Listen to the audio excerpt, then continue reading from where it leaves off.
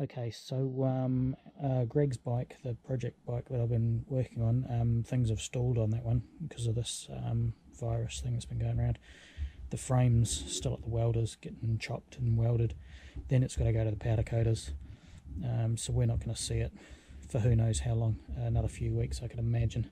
Now I'm getting messages every other day on how to wire this bad boy up. And instead of me just replying to all those emails and Instagram messages, I'm just going to do a wee video, and we'll wire it up. We'll use the battery here, and we'll use a fan or a little light to simulate the fan, and we'll get a jug of boiling water and we'll put this in it, and we'll see if the switch is on, and see if we can get the fan to work. So yeah, let's do it. Okay, so this is our fuel injection loom. This is one that plugs into the fuel injection brain. Then we've got our injectors, throttle position switch, got our vacuum switch. This one here, this is the one that went to our temperature sending unit, or to this thing, plugged in here.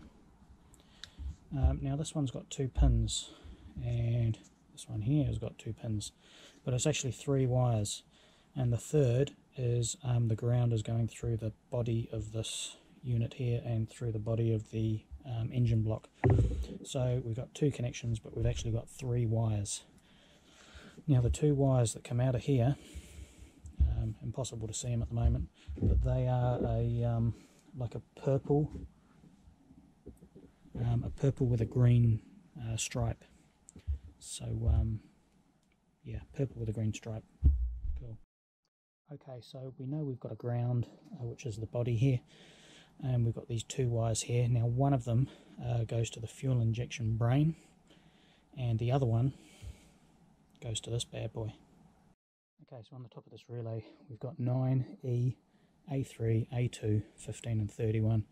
Now one of our cables that comes from this temperature sending unit, it's kind of a mauve, pink, purple with a green stripe. It goes to E, so that's where we're going to run a wire from here to E. So let's do that now. Okay, so we have one cable coming off one of these pins, doesn't matter which one, comes along and goes to this top one, which is E. So we're all happy there. Okay, so the next one we're going to look at is this one here, number 31. This is the bottom one. We're going to have our ground, which is going to be a brown cable, and we're going to take that straight to our ground of our chassis of our bike, and in this case just up to the battery here. That is one ground. Okay, so the second ground that I'm running is purely to ground this body of the sender. Now if your engine block is grounded properly, you won't have to do this obviously, but I'm just doing this for demonstration purposes. Okay, so the next ones we're going to worry about is our positive supply. We need to power this. Inside here's a little circuit board, we need to give power to that, and we also need to give power to one side of the relay, which is going to operate our fan. So we need to give power to number 9 and number 15, so we'll do that now. So I've got to link the red cable here and go number 9, and then it loops across to number 15.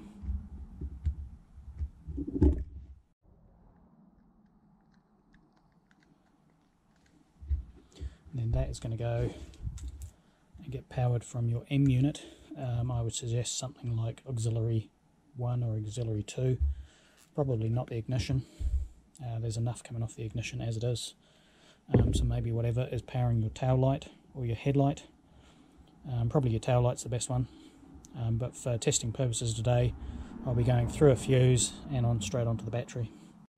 Okay, so the next one we are going to look at is A2, which is this one here, this larger one down the bottom here. This is going to go to our fan, but today we're not using a fan. We're going to be using this rather retro 1980s indicator from a Virago. I've connected one side to ground already, and I'll connect the other one to this connector here. So we'll go from A2 to here. Okay, so here's our one from our indicator. We're going to go to A2.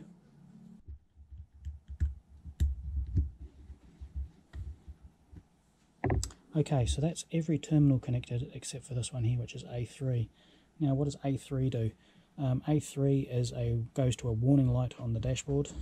So when the temperature goes too high, for example, your fan doesn't work, this one will illuminate the warning light on the dashboard. But we're not going to worry about that one just yet. What I'm going to do now is I'm going to connect this to the battery.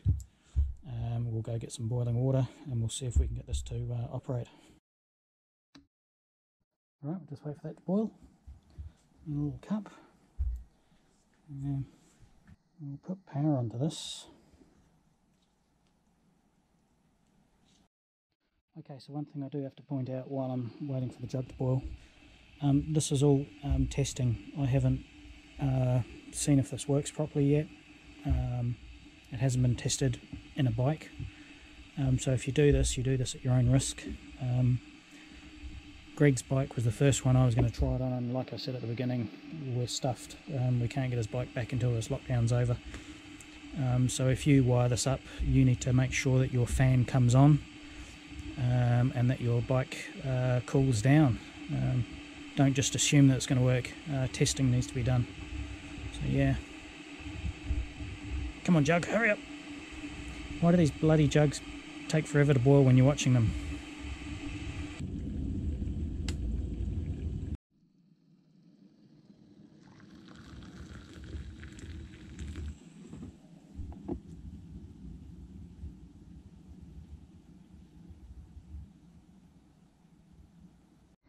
Okay, so that didn't work. I don't think I could get it hot enough.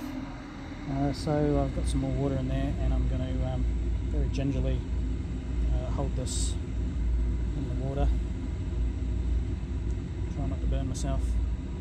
And we'll see what happens, see if we can get that light to come on.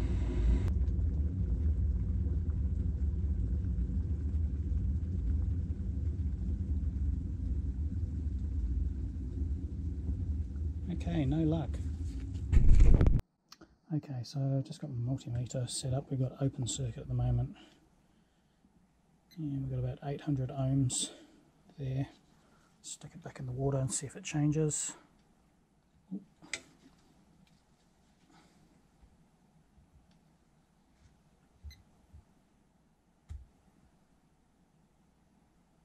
Yep, it's certainly changing. It's getting freaking hot. Okay, so it's definitely working. I just don't think this water's getting hot enough. I think I read somewhere that the fan turns on at something like 120 degrees. This water might not be making it that hot. So let's go to plan B. Okay, so it says the cooling fan cuts in at 103 degrees C, or 217 Fahrenheit, and the overheat warning lamp comes in at 111 centigrade, or 232 Fahrenheit. Okay, so I couldn't quite get the heat in the jug. She was just getting, yeah, not quite hot enough. And so I've got my heat gun. This thing's going to pump out some heat, don't you worry. As you can see, I've just had it running and our resistance is going high again, which means it's cooling down. So let's power this thing up and we'll watch the resistance drop and hopefully that light comes on.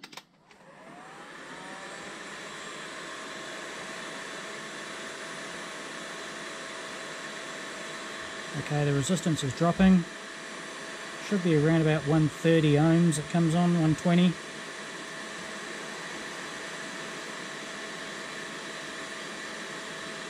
The boiling water was about 160. And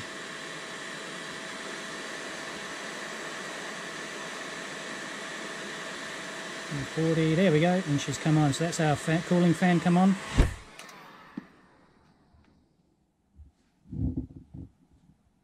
Our fan's running, our water's cooling down again, resistance is going up.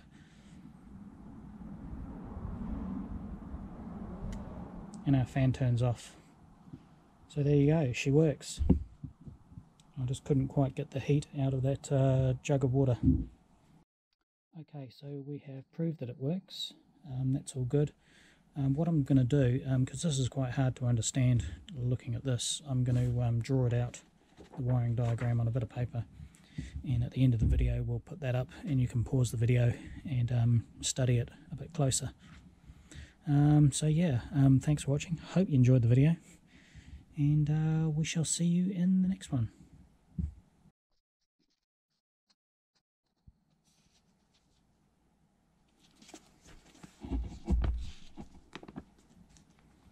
Okay, so here's our E. This is our coolant probe that we've been heating up. It's on our water jacket. This one goes down to a fuel injection because there's two wires coming out and one side is grounded. A2 goes to the fan, the other side's grounded. 31 is a ground. 9 and 15 are looped together from a 12 volt supply, probably the auxiliary output on the M unit. A3 to a warning lamp if you want it. If not, don't worry about it. Don't connect it.